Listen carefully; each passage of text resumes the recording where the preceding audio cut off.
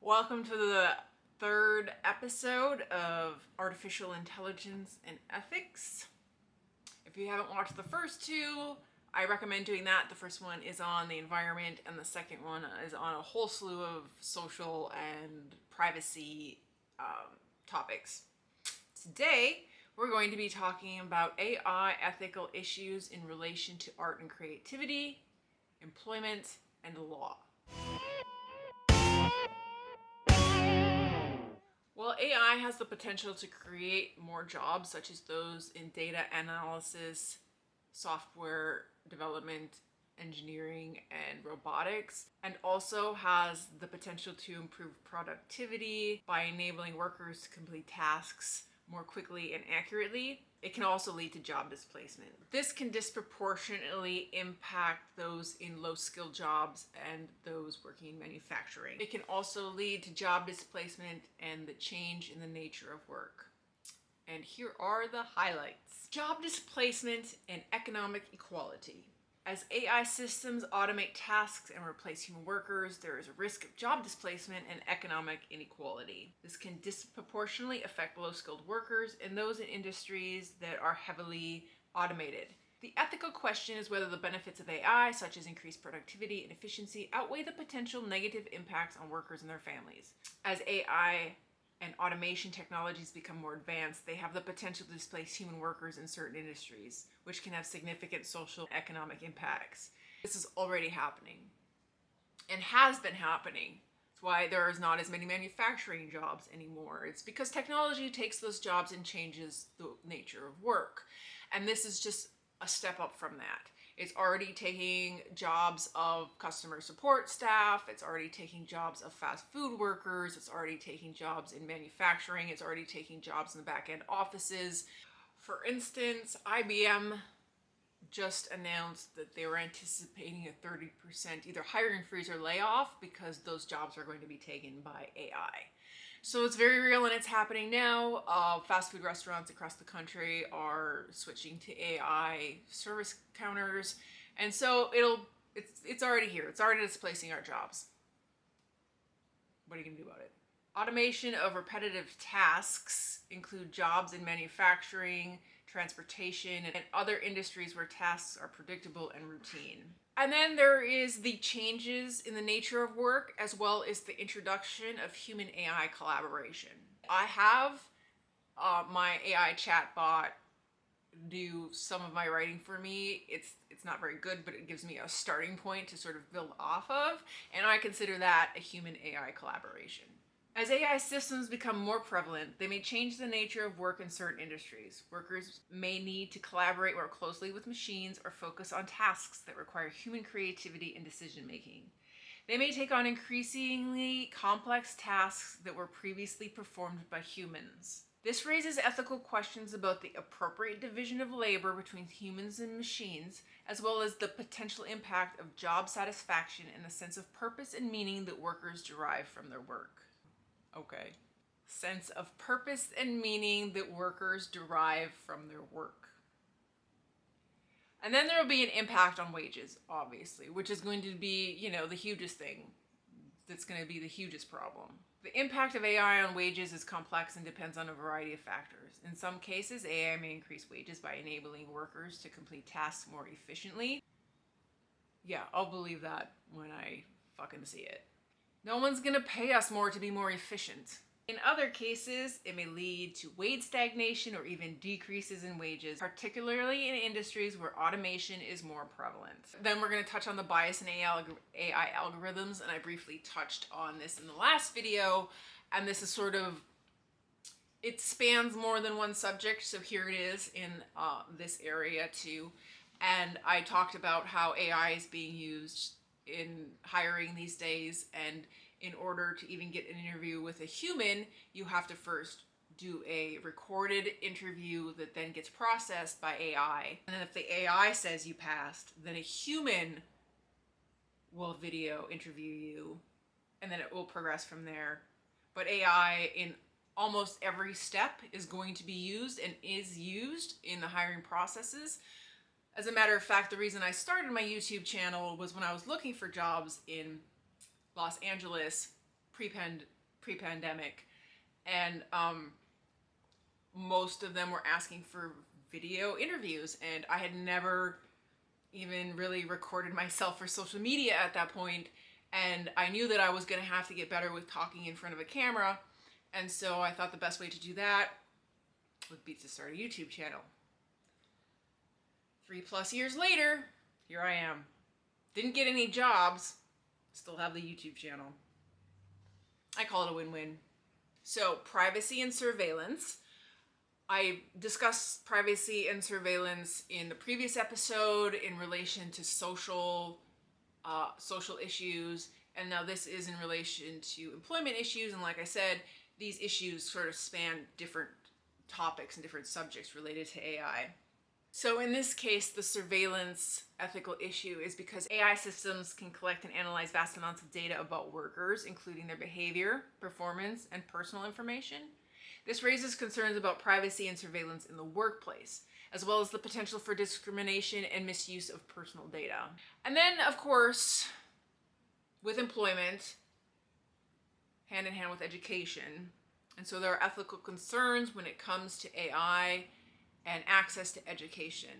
And by that I mean, AI systems change the nature of work, and so there is a need for workers to acquire new skills and knowledge in order to remain employable.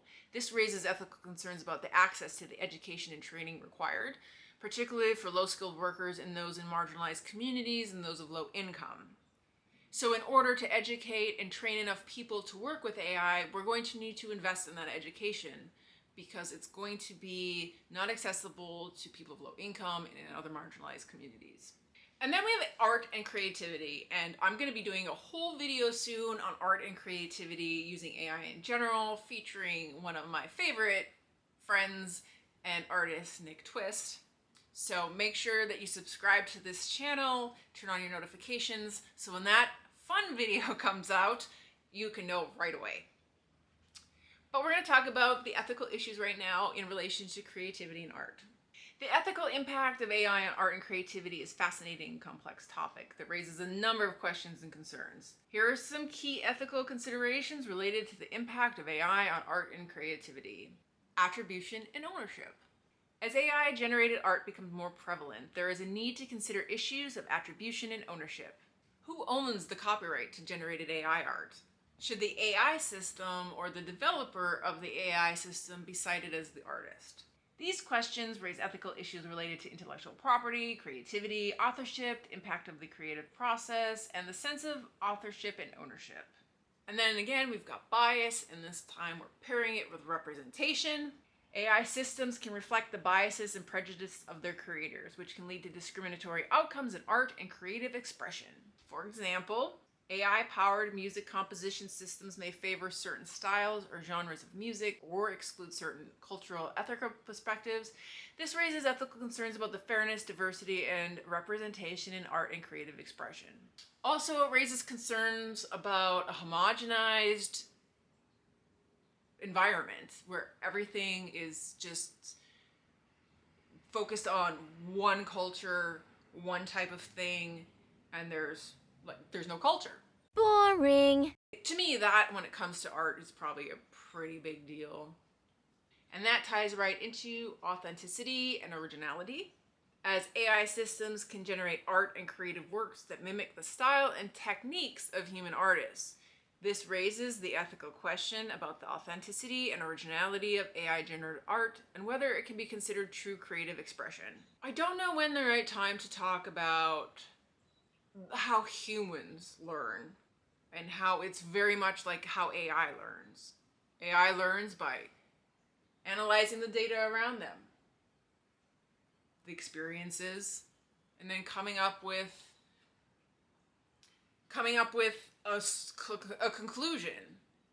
The other ethical issue is access to the tools to be creative. AI tools and resources should be equitable and fair and not exacerbate existing inequalities. As AI continues to evolve, it is important for artists, creators, policymakers, and the public to carefully consider these ethical implications and work towards developing strategies that support creativity, diversity, and innovation, while also promoting fairness, equity, and human dignity.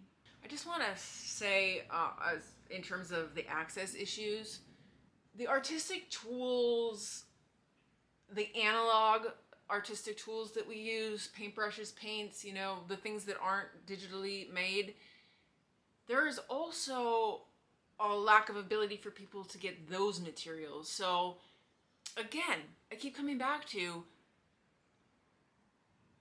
AI is not necessarily creating a whole bunch of new ethical issues. It's just adding another layer. It's just adding another layer to the ethical issues that we already have, which is not good because we have so many. And then finally, ethics when it comes to the law. So right off the top, we've got bias and discrimination. As with other applications of AI, there is a risk that AI used in law and legal situations may be biased and discriminatory, leading to unfair outcomes. For example, predictive policing algorithms may be biased against certain demographic groups, leading to increased surveillance and policing of those groups. Now, I get to this part, and the first thing I think of is Minority Report, the film Minority Report. And then the second thing I think of is how much bias and discrimination we already have in our legal system. So, I mean, God forbid, could it get worse? Could it get worse? If we train these right, maybe we can get rid of the bias and discrimination. Again, it comes down to, as mentioned in the very first episode, it all comes down to who is designing the AI in the first place. And then legally, the lack of transparency, again, is an issue, and I think that was an issue in the last episode when it came to social issues, and so lack of transparency. AI used in law and legal situations may be opaque, making it difficult to understand how decisions are being made. This may raise concerns about due process and the ability of individuals to challenge decisions made by AI. And then, everybody's favorite, responsibility and accountability in relation to law and AI. There may be a lack of clarity around who is responsible and accountable for decisions made by AI in law and legal situations. This can raise concerns about liability and the ability to seek redress in cases where AI systems have made incorrect or unfair decisions. And then privacy again, and as we've said in every single episode, privacy is an issue, is going to be more of an issue, as AI systems used in law and legal situations may collect and process personal data. It raises concerns about privacy and the potential for data breaches. We already have a whole bunch of data breaches. And then there's the impact on human judgment. The use of AI in law and legal situations may have an impact on human judgment, leading to a reduction in the role of judges and legal professionals. This can raise concerns about the implications for justice and the legal system more broadly. I don't know, like what? Like, it's unfair? It's applied unevenly? If you have enough money, you don't have to fucking worry about the legal system, really? Whatever. So that's the end of my 3-part series on AI and ethics. And if you haven't watched any of my other videos, I suggest you do so. This one, I feel like I'm coming off a little bitchy. I fell hard for AI right at first, but obviously there's all these concerns, but then obviously it just made me think of all the problems that we already have. And so it's, let's just say I'm happy to have this series put behind me, but I also thought it was very important to have out there. I hope you found it interesting or helpful or insightful or something. I'd really appreciate it if you left me a comment in the comments section. So my final thoughts on AI and ethics. I really want to be a positive person in regards to how AI is going to help humanity. But have you met humanity? Thank you for watching my video today. And as always, have a wonderful day. Here's the thing that's going to be unpopular. This might not stay in, might come at the end. But image AIs that generate art that are mimicking styles and techniques of artists, like, how do you think the rest of us are learning how to be artists? There are no original ideas. So it can do it faster, But I learned how to paint by mimicking artists, not directly, so there's that. But there's some gray area there. Anyway, this is probably at the end of the video. If you made it this far, congratulations. And thank you.